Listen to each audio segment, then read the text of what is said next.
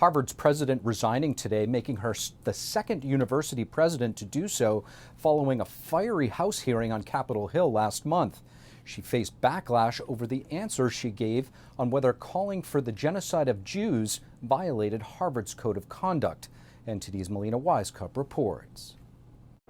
Claudine, Harvard's now ex-president, only served for a tenure of 6 months. That's the shortest tenure of any Harvard president. Her resignation today comes following a string of tension around her conduct and speech, most notably about the Israel-Hamas war. Remember, Harvard did not initially condemn Hamas's attack on Israel, and last month the House hearing went viral after the ex-president refused to directly answer a question about whether calls on campus calling for the genocide of Jews would count as bullying and harassment under the school's code of conduct. We'll take you back to that moment. Here's that exchange. Does calling for the genocide of Jews violate Harvard's rules of bullying and harassment? Yes or no? It can be, depending on the context. Can you not say here that it is against the code of conduct at Harvard? We embrace a commitment to free expression, even of views that are objectionable, offensive. Even after that incident, the university's governing body stood behind her with support, but then later another issue emerged. That is accusations that she's plagiarized some of her scholarly works. In her resignation letter today, Gay wrote that after consultation with members of the corporation, it has become clear that it is in the best interests of Harvard for me to resign. And she's the second university president to resign following that House hearing. The first was UPenn's president, who gave a similar answer to Congresswoman Stefanik's questions about anti-Semitism. In a statement today, Congresswoman Stefanik praised Gay's resignation, saying that her comments were morally bankrupt and saying that her comments actually made history, making that the most viewed congressional testimony in the history of the U.S. Congress. Now, as for Harvard, the chief academic officer will serve as the interim president until the school finds a new one. Reporting from Capitol Hill, Melina Wisecup, NTD News. Former President Trump now mounting a formal legal challenge against the state of Maine's ruling that seeks to ban him from that state's ballot, with a likely appeal in Colorado on the horizon. That's as he's again doubling down on his presidential immunity claim in the 2020 election case. Joining us now live is NTD's White House correspondent Iris Tao from the North Lawn of the White House. Good evening, Iris. So what is the latest in Trump's legal battles? Good evening to you, Steve, as well. So former President Trump today, actually just about 20 minutes ago, filed an appeal to the Maine decision by his Secretary of State to keep him off the primary ballot in that state. He filed the appeal to the state Superior Court. And in addition to that, he's also expected to soon file another appeal to the Colorado Supreme Court's decision to also keep him off the ballot. And that appeal should go to the U.S. Supreme Court here in D.C. And that could come in any time now. And while we're waiting for that appeal to come, let's not forget that both rulings in Maine and in Colorado actually remain on hold until the appeals end. And that means that former President Trump technically does remain on the ballots for both states as for now. Let's hear what the Democratic Secretary of State of Colorado has to say today about that. Watch. We hear it's being reported that Donald Trump is going to file his appeal today. And until the Supreme Court refuses to review the case or take some type of action, he is back on the ballot in the state of Colorado. And right now, we know that Trump's legal battles are unfolding in the coming days and weeks. We're going to soon get a sense of how much Trump's legal battles are going to impact voters' decision when we see the Iowa caucus come in just under 2 weeks. Steve. So, Iris, in addition to the Colorado and Maine rulings, what about the 2020 election case? Is there any movement or updates here?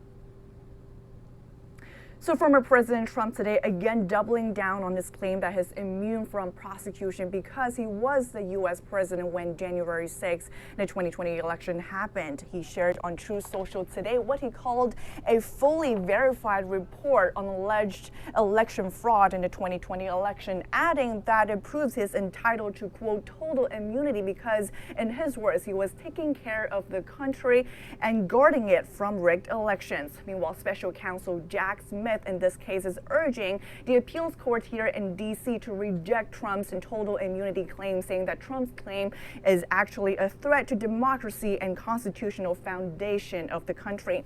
Meanwhile, oral arguments in this case are scheduled for next Tuesday, January 9th, but no matter how the appeals court here in D.C. rules, we do expect either side to appeal it to the U.S. Supreme Court, meaning that the question of Trump's presidential immunity here actually will be presented to the High Court sooner or later. Steve.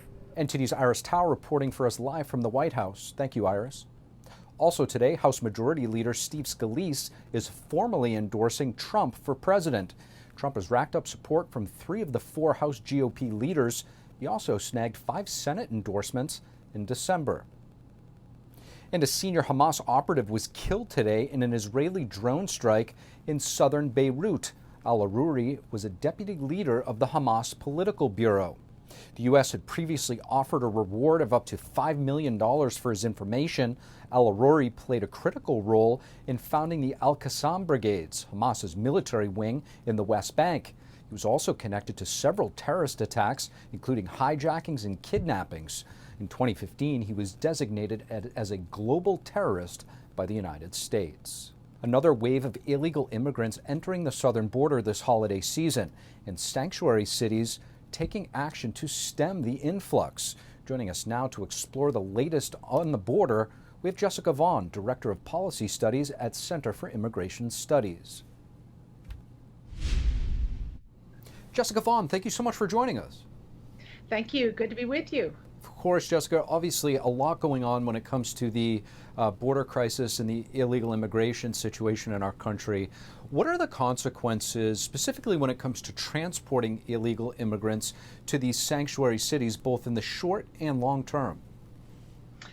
Well, the sanctuary cities are definitely struggling with the results of their policies of welcoming come one, come all from all over the world. And they have been inundated so severely with a huge number of migrants that have been released into the country under the current policies that they've decided to start imposing restrictions on the bus companies that are bringing them, and saying that they are going to impound the buses and potentially even levy criminal charges against the drivers and against the companies for bringing the migrants to these destinations, which is quite unheard of in our country. And certainly there are other ways that they could deal with this, but that's what they're doing. And we're seeing the bus companies respond by dropping them off on the train lines in New Jersey, for example, so they can still get to New York City. And so it doesn't seem to be having much of an effect yet. To your point, what is the financial toll on the American taxpayer when we see things, situations arising because of this immigration crisis? In California, healthcare, free healthcare, and now, the financial impact if these lawsuits are lost in Texas. Well, the financial impact on American taxpayers is enormous.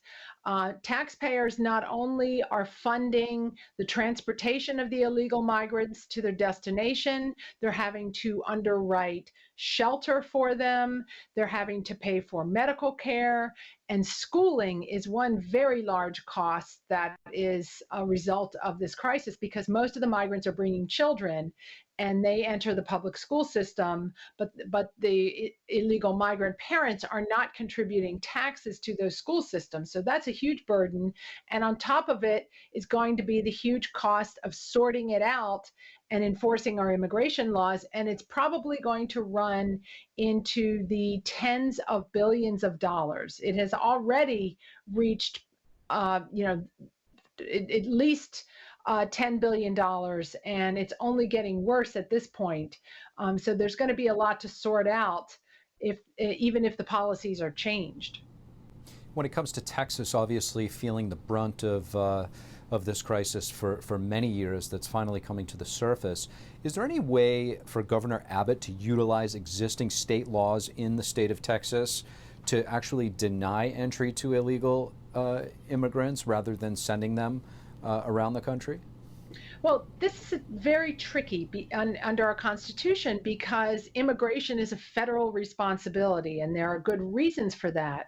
But when the federal government decides not to enforce the laws and not to do anything about the consequences of that, it becomes difficult for the states. And Texas has passed a new law allowing their officers to make arrests of illegal migrants and allowing them to take them to the border and allowing judges to order them to go home or else face criminal consequences. So it's a smart plan, and there's going to be a fight in the courts to see if it's constitutional.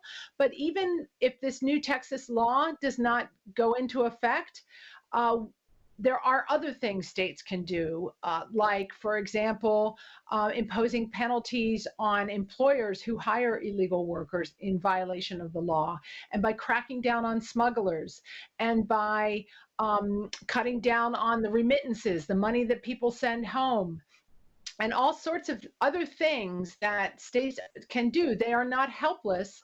They need to look at their own policies and certainly not be a sanctuary for illegal migration. And they can deter illegal migrants from settling in those states that don't want to bear this burden. Jessica Vaughan, really appreciate you joining us and shedding some light on this issue. Thank you. Lawmakers are kicking off the year by highlighting the record high level of illegal immigration. Tomorrow, Republican House Speaker Mike Johnson will be making his first border trip to Eagle Pass, Texas, a hotspot for illegal crossings. More than 60 other lawmakers will be there as well.